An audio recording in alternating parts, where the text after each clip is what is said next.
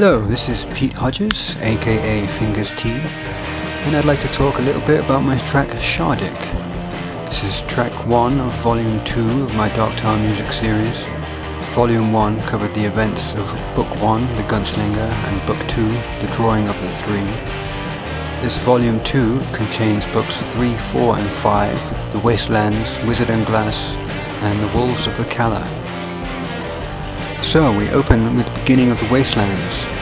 Roland, the last gunslinger in a world that has moved on, has drawn Eddie and Susanna from our world and into his own, the gunslinger's world being parallel to our own, or rather I should say there are many, if not infinite, parallel worlds, and Roland's world exists at the center and contains the Dark Tower, which is the central point around which all of reality, time and space revolves. Roland has been on a quest to reach the tower for an unspecified but apparently incredible amount of time, and he has now brought two, at first unwilling, companions from our own world, Eddie, a 23-year-old heroin addict from New York in the 80s, and Susanna, who is the newly formed personality of Odetta Holmes, a woman from New York in the 60s who had a split personality in the form of Detta Walker, her two separate halves being merged into the new persona Susanna in book 2. Now, the three are traveling through a forest. Oh, I should mention, Susanna, Odetta, lost her legs when she was pushed in front of a subway train. And she's in a wheelchair, which makes traveling anywhere that doesn't have roads or paths rather difficult. And Roland is training them to become gunslingers. In fact, right at the moment we begin, Roland is off training Susanna while Eddie is rediscovering his love of whittling. He likes to make things out of wood. He'll make something very important later on in the story. So, Eddie's chilling out under a tree, whittling away, when he's attacked by this giant bear. It's like 70 feet tall. So Roland and Susanna hear the commotion and come running. Roland has to carry her on his back, and they find Eddie stuck up a huge tree. The bear's trying to shake him loose. And they notice a radar dish type thing on its head. It turns out it's a cyborg bear created by the great old ones to be a guardian of the beam. I'll talk more about the beams when we get to the track Blue Heaven, as it's pertinent to that part of the story. Anyway, Susanna has to shoot the radar dish type thing on its head to kill it, and that's what's going on in the track, really. I wanted to start this volume off with a bit of excitement compared to the opening track of volume 1, which has a very long, slow build-up. I really kind of like music that takes its time. I like long, slow build-ups, but not everyone has the patience for that kind of thing. So I made a conscious decision to start this volume off with a bang, literally. There's a few seconds of forest ambience and then a gunshot on the opening beat.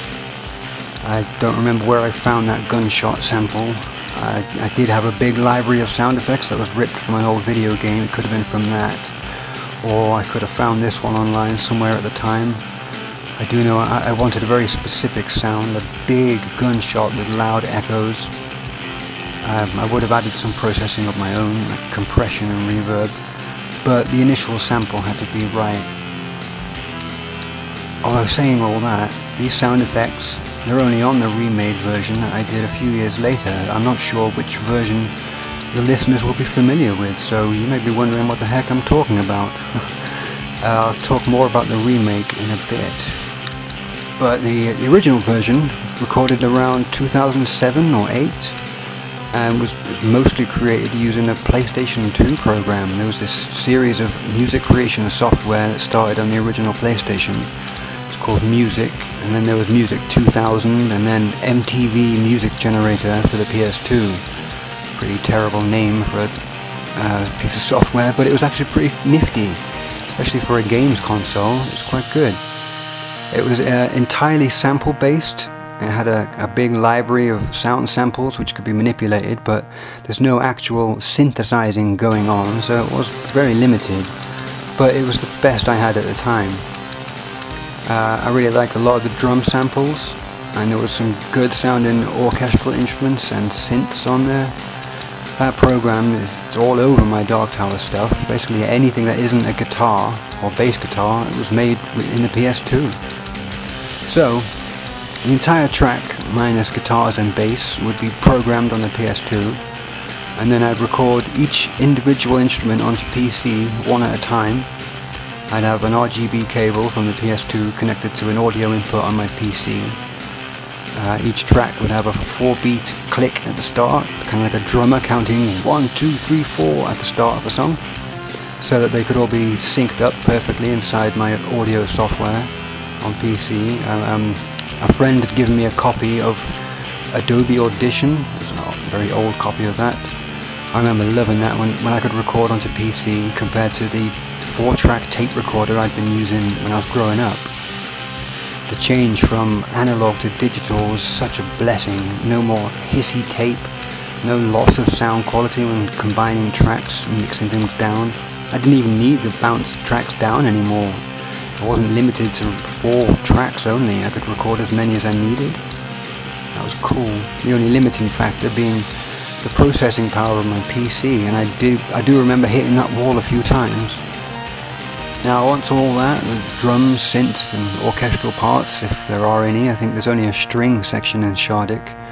Once all that was recorded and synced up on PC, I could add all the guitar tracks.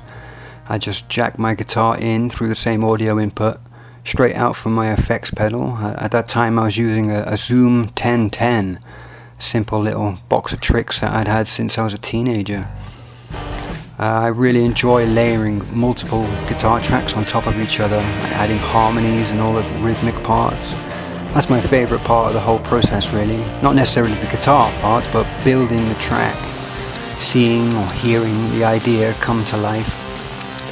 I'd spend like 2 or 3 days on the whole recording process. Backing track would have taken a week or so to make, but it was writing that's the longest part of the whole process. Coming up with an idea and developing it in my head is always the hardest part for me. It takes the longest. Once I start and I start putting it all together, that's when I start enjoying what I'm doing. I think that's my strength, I think.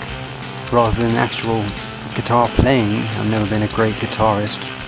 I'm alright and I could pick up a song easily enough, but never been able to shred like some of my favourite players like Yngwie Malmsteen or Steve Vai. But I suppose Shardik is kind of like my little attempt to do something like those guys. I don't think it succeeded really, but it was fun to make and I was pleased with it at the time. Now the remade version I did with the sound effects at the start, I did that when I got hold of Cubase a few years later, and an awesome piece of software called Easy Drummer. That's a great piece of kit, much more realistic sounding drums than the ones on PS2. And that's when I added some keyboard parts to the verse sections. They were programmed in Cubase and made with, I'm pretty sure it was a VST called TAL Noisemaker. That was a pretty cool little synth I used a lot back then. This would have been around 2013. Terry helped me with those keyboard parts. Terry, my lovely wife and love of my life. She had a copy of Cubase and I would have sent her the file with some basic ideas and let her tinker with them. She actually has a much better recollection of that whole time. I was drinking back then, too much. I don't remember much about it. In fact, it's a lot I just don't remember at all. It's kind of sad. I do like those keyboard parts though. Having that synth shredding all the way through the verses really adds to the franticness of the battle. That's what it's trying to convey, really, how frantic the scene feels. Eddie is unarmed and trapped up this tree, with giant bears shaking him around. This is Susanna's first real gun battle, and she's only practiced against rocks, and I think she's hunted for food. But now she has to take down this huge bear. Oh yeah, that's it, another thing, I wanted to portray the hugeness of Shardik with those drums at the start, that ba-ba-bum-bum-bum-bum drums. I hope that worked.